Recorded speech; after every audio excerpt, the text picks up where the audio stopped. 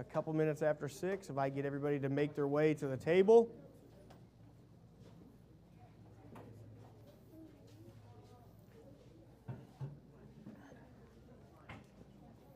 All right, gather around. There are little gifts or doodads for everybody. Just make sure you feed them and take good care of them. What's wrong with the front row? They're all Baptists. Nobody wants to be on the front row. Front row. My kids, front row. All right. Welcome to the Revival Baptist Church creation class.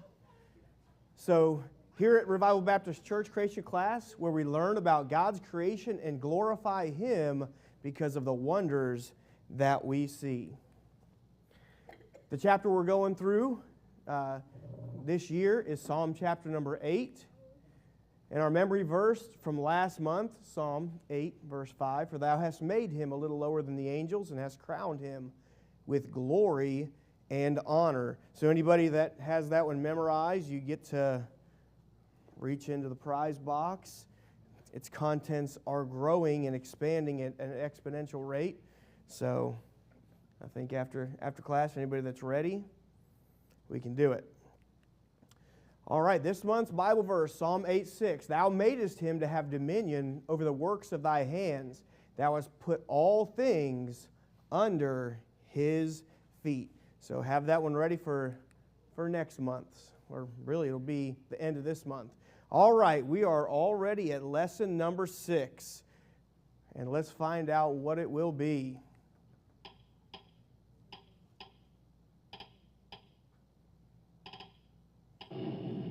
Mammals. All right.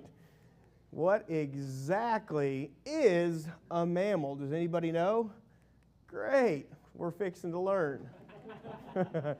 They have hair or fur, unlike me. They are vertebrates. Does anybody know what that means? That they're vertebrates? Anybody? Anybody? Raise your hand if you know. Alyssa? Gregory? Oh, you know what that means? Okay. That means they have a spinal column down there. You see on the I don't know if this pointer will work on there, but over here on the skeleton, there's a spinal cord that runs from the head all the way down to the tail. Then they are warm-blooded. Warm-blooded means that they internally regulate their temperature through metabolism. Herefore, they are born alive. So that means that they give birth to live young. They don't lay eggs generally. And aren't those cute? Does anybody know what those are? Those are little rats. Cute, aren't they? They produce milk to feed their young. The only type of animal that does that's pretty cool. They come with a spigot so they can feed their babies. Mammals are mentioned frequently in the Bible, and here's a collage of several different mammals here on the screen. We have a buffalo, a rhino, a lion, an elephant, and does anybody know what this is? Leopard. Exactly. All right, the Bible uses mammals to teach us. So let's learn some things from mammals. Here's some verses. Anybody know what this animal here is? It's a sloth. That's right. So in Proverbs 15:19, it says, "The way of the slothful man is as an hedge of thorns, but the way of the righteous is made plain." Proverbs 18:9 says, "He also that is slothful in his work is brother to him that is a great waster." Proverbs 19:24 says, "A slothful man hideth his hand in his bosom, and will not so much as bring it to his mouth again." Proverbs 21:25 says, "The desire of the slothful killeth him, for his hands refuse to labor." One of the main attributes that we know about sloths is that the Bible uses them because they're so slow, they seem unmotivated, and actually in an entire day, a sloth can only travel about 120 feet. I mean, that's not very far, is it? That's kind of like going from that wall to that wall in there. That's about 120 feet or so. It takes all day to go that far. So the Bible uses slothful to indicate somebody who's not motivated, doesn't get much done. And we don't want to be a slothful man. We want to work hard and get things done. Now, some cool things about the sloth. Sloths are 3 times stronger than the average human being. Sloths are the undisputed pull-up world champions. From the moment they are born, sloths are able to lift their entire body weight upwards with just one arm. So a sloth, the day it's born, can do a one-arm pull-up. All right, does anybody want to come do that? Josh? All right. Not only that, but sloths have 30% less muscle mass than similar-sized mammals, but they're still 3 times stronger than the average human. So that's pretty interesting to think that this tiny little sloth is 3 times stronger than we are. It takes sloths 30 days to digest a single leaf, a whole entire month. I bet that grocery bill is pretty cheap, huh? Sloths have the lowest metabolic rate of any mammal, which means that it takes them a long time to digest anything. They have an incredibly large and permanently full 4-chambered stomach, which can account for up to 30% of their body mass. Sloths, this is pretty interesting, sloths can fall 100 feet without being injured. So God designed sloths to be able to fall. And you may think, why? Well, one of the reasons is probably this. If you have a large predatory animal attacking you and it takes you all day to go 120 feet, you're probably not going to get away very, very fast. But you know what moves fast? Is when it falls. It can fall right down to the ground and escape out of the clutches of the predatory animal that's going after it. Pretty cool fact. Also, sloths are blind in bright daylight. They have a very rare condition called Ron monochromacy, which means that they completely lack cone cells in their eyes. As a result, all sloths are colorblind and can see only poorly in dim light and are completely blind in bright daylight. So in the bright daylight, they can't see a single thing. They can starve to death on a full stomach. Now that's pretty interesting, huh? It kind of sounds like some of the younger kids, right? They eat and they're just so full at supper time, but then they're just so hungry when cookies and cakes are passed around, right? Well, this guy can have a full stomach and die. The reason why is, unlike most mammals, sloth's core temperature can fluctuate over 10 degrees Celsius during the course of a single day. If they get too cold, the special microbes that live in their stomachs can die, and the sloth can no longer digest the leaves that it eats. So its body temperature, it's actually one of the rare mammals where it's exothermic. The outside temperature actually regulates its body temperature, and its body temperature fluctuates too much. The little microorganisms inside of its gut can die, and then it can't digest its food. Pretty interesting to die of starvation with a full stomach. Another animal, a lion. 1 Peter 5:8 says, "Be sober, be vigilant, because your adversary, the devil, as a roaring lion, walketh about seeking whom he may devour." 2 Corinthians 2:11 says, "Lest Satan should get an advantage of us, for we are not ignorant of his devices." So God uses the roaring lion as an example, and here's why I think it's a really good example, is because this lion is roaring. Now, when a lion hunts, would it make sense for it to roar? Of course not. It would scare its prey away. It wants to be stealthy and quiet as it hunts. So why is this lion roaring? Because Satan is proud. He wants everybody to know he's there, and I think he gets some kind of pride from taking us down, even though we know he's there. Because the Bible says we're not ignorant of his devices. So we hear him roaring. We see him out there walking around prowling for us, but you know what we do? We just look at him and go, he's not looking for me. And he comes and he gets you. Lions are amazing creatures. For one, on their tongue, they have papillae. Now, papillae are these tiny little rasp-like structures that are on a lion's tongue. So when a lion eats, it can actually lick the meat right off of a bone. And if a lion were to lick you on the hand or the face, in just a few licks, it could actually tear through your flesh. These little papillae are just like tiny little sharp hooks. And most feline species do actually have those type of papillae on their tongue. If you have a house cat and you've ever felt it lick your hand, it kind of feels rough or coarse like sandpaper. Now, it's not as dramatic as the lion. It's not going to tear your flesh, but you can definitely feel it. It's pretty cool. Also, a male lion can weigh 420 pounds and eat over 100 pounds of meat at one feeding. I mean, a 420-pound cat. I mean, that's like 3 Brother Scotts. I mean, my goodness, that's a big cat. And it can eat a quarter of its body weight. So it could come over and just about gulp Brother Scott down in like one bite. Everything but the glasses and the beard would probably go. A lion's roar can be heard from 5 miles away. Now you think about what the Bible just told us about that roaring lion. The devil indicates he's going to attack you a long time before he ever does. It's probably a good idea to pay attention when that attack starts to happen so you can have forewarning to know that it's coming. But they can be heard from 5 miles away. Now that wouldn't be as scary as hearing it 5 feet away, but it would still be pretty scary.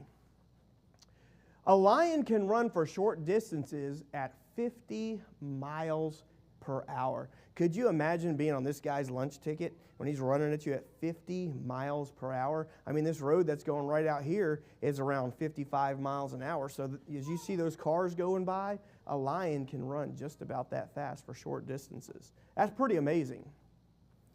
A lion can leap as far as 36 feet. That's a longer distance than 2 sports cars. That's pretty amazing. 36 feet is basically from this wall to those doors. That's about 36 feet. That's pretty crazy to think about, right? So when you hear that roar 5 miles away, that means get out of Dodge, get out of town. It's probably a good time to leave, not when he's 35 feet away. Another animal that the Bible talks about is the camel. In Matthew 23:23, it says, "Woe unto you, scribes and Pharisees, hypocrites, for ye pay tithe of mint and anise and cumin, and have omitted the weightier matters of the law, judgment, mercy, and faith. These ought ye to have done, and not to leave the other undone. Ye blind guides which strain at a gnat and swallow a camel." Luke 18:25, "For it is easier for a camel to go through a needle's eye than for a rich man to enter into the kingdom of God. And they that heard it said, Who then can be saved? And he said, The things which are impossible with men are possible with God." Now in this instance, both of these instances, God is actually using a camel's great size to make a very, very important point in both cases. In Matthew 23, he's making this point that, these people are doing all these little tiny details of, could you imagine going through your cupboard and getting like the salt and the pepper and all the different spices and tithing 10% of all your spices? But then all the other things that really do matter in your life, you just completely don't pay attention to, like justice and mercy and judgment. So God's saying, you're straining at a gnat. Now, what it's talking about is, would it be easier to swallow a gnat or a camel? Well, obviously a gnat, you'd probably swallow it and not even know that it's going down. But try swallowing a camel someday. It's not easy. Trust me, it hurts. So in Luke 18:25, it talks about the fact that a person that's rich and trusts in their riches, it's easier for a camel to go through the eye of a needle than for that rich man who's trusting in his riches to get saved. And we know that from experience, right? We go out soul winning in these rich neighborhoods. You almost want to go get a needle and bring it with you and bring a camel as an illustration. Like, come on, you can get saved. So the great size of this camel, God is exaggerating. Like, look at how hard it is for these people to get saved. But the amazing thing is, with God, it's possible. Amen. So a camel, the Bactrian camel, which is pictured here, the 2-hump camel, can be 11.5 feet long, 7 feet tall, and weigh 1,100 pounds. I don't know how many Brother Scotts that is. That's a lot of Brother Scotts. Camels are an amazing creation. There are 1-hump and 2-hump camels, a dromedary and a Bactrian, which both of them are mentioned in the Bible. A typical camel can drink 53 gallons of water in 3 minutes, which is 848 cups of water. That would take the average man 2 months to drink. Could you imagine drinking that much water in just 3 minutes? It makes you think of some stories in the Bible where somebody went and fetched enough water for all the camels. Man, she had her work cut out for her, didn't she? A camel can walk 120 miles through the desert in one day. Now that's pretty amazing. 120 miles, that's a long way to go. Even driving 120 miles is long. But imagine walking, if you were a camel walking through a hot, dry, arid desert for 120 miles. That's pretty amazing how God created creatures that can do that. A camel can carry up to 900 pounds for 25 miles in one single day. And that little tiny car right there, that little electric car, weighs about 900 pounds. That's like putting that car on the back of a camel and it walking 25 miles. That's pretty impressive. God made some pretty amazing animals. The camel's top speed over shorter distances is reputed to be 40 miles per hour, and they can average 25 miles per hour for 1 hour and 12 miles per hour for up to 18 hours. You talk about a workhorse. Camels are amazing. They can handle stressful conditions, hot, dry. They can go many, many miles. They can maintain high speeds for many, many miles. That's pretty impressive. Bears. Proverbs 17:12 says, "Let a bear robbed of her whelps meet a man rather than a fool in his folly." Now, we've all heard about stories of bears and people coming up into bears with cubs. And bears can be very, very mean, very aggressive when they have cubs and you approach them. They will tear you to pieces. They will rip you, they'll shred you to pieces. The story in the Bible about the she-bear that tore all those children up. I mean, there's stories all the time about bears, attacking people and shredding people, especially when there's cubs involved. And the Bible says it'd be better for us to meet that bear than to meet a fool in his folly. You know why? Because a fool in his folly can do more to destroy you spiritually. And you know what? Who cares about your physical body? If you're spiritually destroyed, then you're in a whole nother world of hurt. Now, bears are incredible. A bear can lift over 660 pounds with one paw. So the picture down there, that is a Dexter cow that weighs about between 600 and 700 pounds. So a bear can lift with one paw that entire cow. That's pretty amazing to think about. A brown bear can run 35 miles per hour up a hill. So you may think, if I run up the hill to get away from the bear, you just became a bear snack. A black bear can climb 100 feet up a tree in seconds. You think I can't beat him up a hill? Maybe I can run up a tree and get away. You're a snack again. A black bear can smell something from 1 to 2 miles away. That's pretty incredible to think about, that a bear can actually smell your snacks that you have in your backpack when you're on a hiking trip from up to 2 miles away. I think you better put a Ziploc bag on it or something. Mammals are such an amazing and diverse group that God created. So now we're going to learn about some pretty interesting things about mammals. They're a wonderful creation that God made. And when you see all these mammals, it just makes you just think, wow, the mind of God is so infinite that He can create all these wonderful things. Some mammals are fully aquatic, like whales and dolphins. Aquatic means that they live in the water all the time. Some are semi-aquatic, like seals and otters. So that means they're in the water sometimes and they're on land sometimes. While others are terrestrial, such as cats and dogs. So terrestrial means that they're pretty much always on the land. Some mammals even take to the air, like bats and sugar gliders. It seems God has made them to conquer every habitat He has made. So God made mammals that can do very well, can thrive in no matter what habitat that they're in.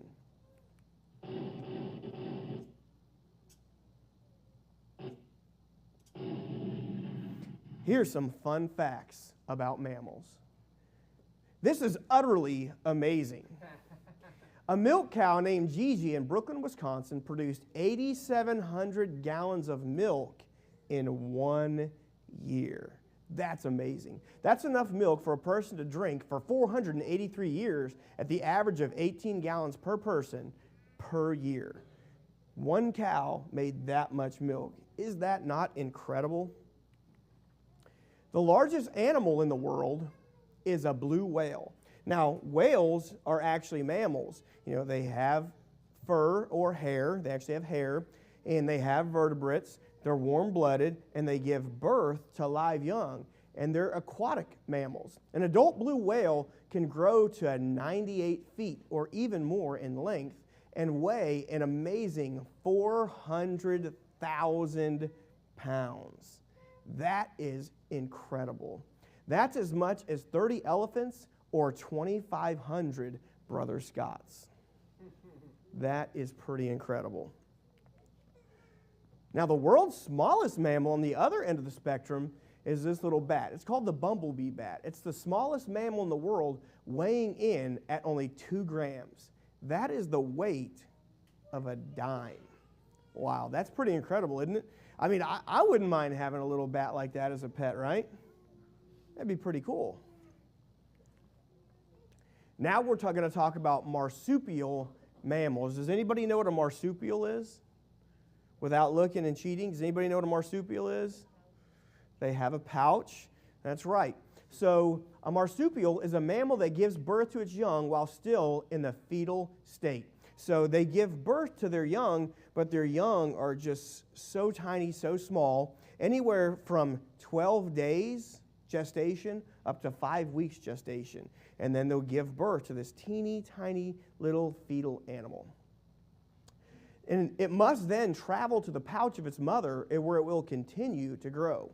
And that's pretty amazing. This tiny little fetal baby marsupial, when it's born, it can actually crawl up its mother and get into the pouch. Now, that's pretty amazing that God created these animals with the instincts and understanding and knowledge to know that they even need to go to a pouch, where the pouch is at, and how to get there. That's pretty amazing to think about.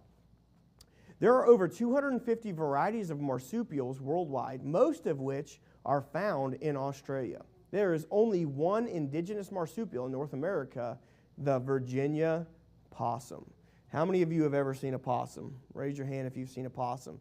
They are the ugliest looking tree rat I have ever seen in my life. And they're just so mean looking. But you know, they are actually beneficial because a possum will actually eat ticks.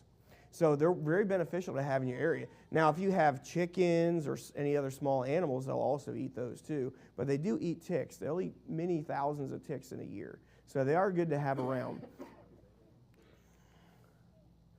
So now we're going to scale up on strange animals. So this one here is called the pangolin.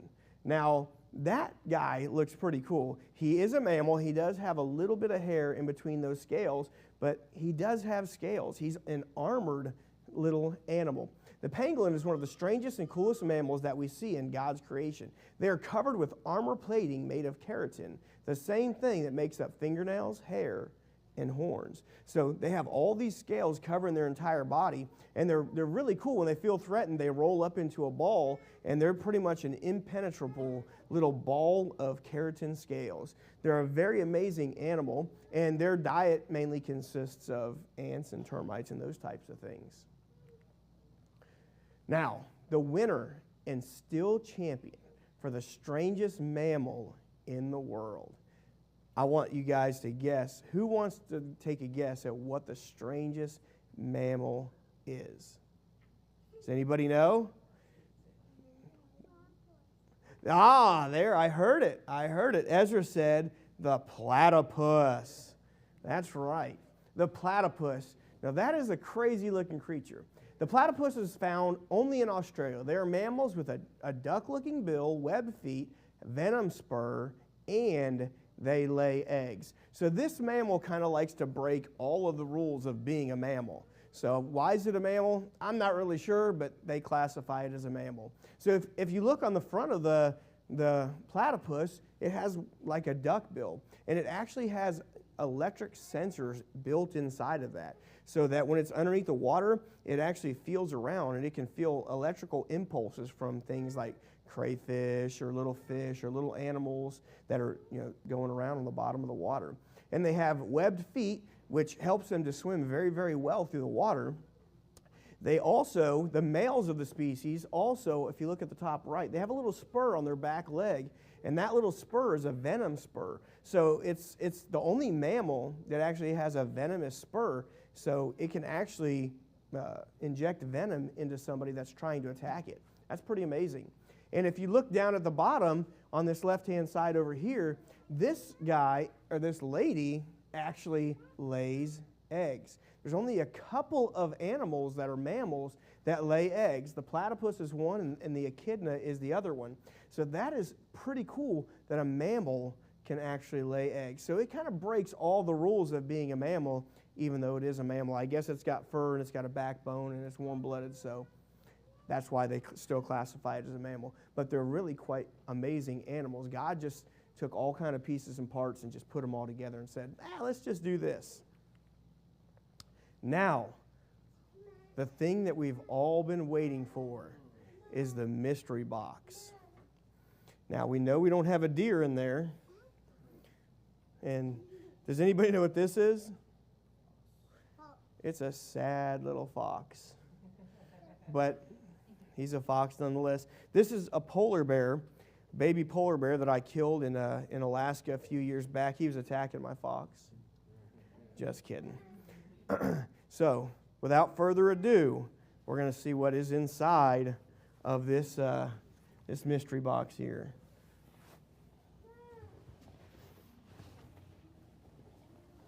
Whoa, we've got some mammals in here.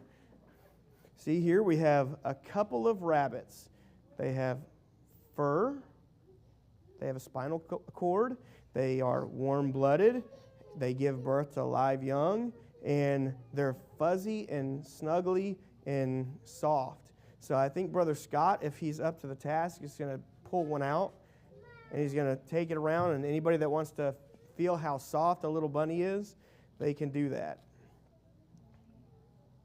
Look at that. Isn't that cool?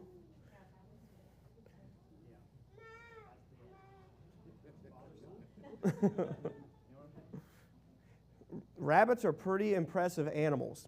Rabbits, actually, they have a gestational period of only 4 weeks. So when a female rabbit gets pregnant, it's only pregnant for 4 weeks, and then it can actually conceive the same day that it has its kits.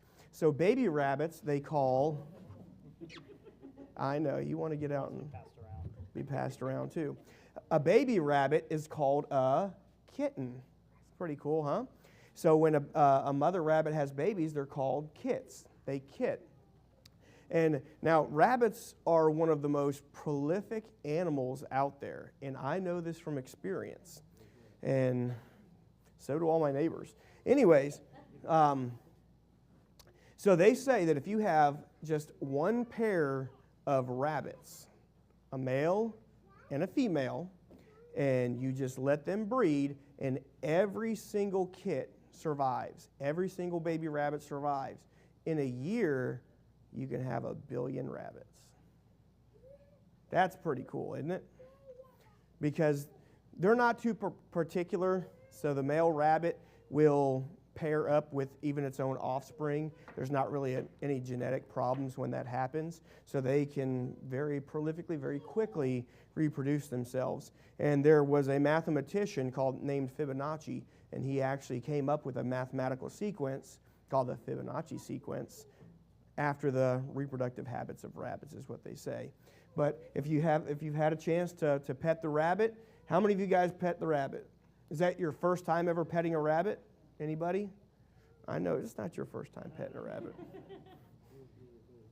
Rabbits are very soft, and they have very thick fur. Now, there are some rabbits that actually have very, very short hair. They're more thin-bodied. These are a heavier body rabbit, so they can do better in cooler weather. But this is a look at one of God's many creations. Mammals, they're all around us, and God put them here for the service of man, and we can use them to hunt, to look like this, or as food, or as just some people use them as pets, and they like to play with their rabbits, and there's all these different kind of animals, and we just need to look at what God made, and we can thank God every single day for all the wonderful things that He gave us. And we are finished. God bless.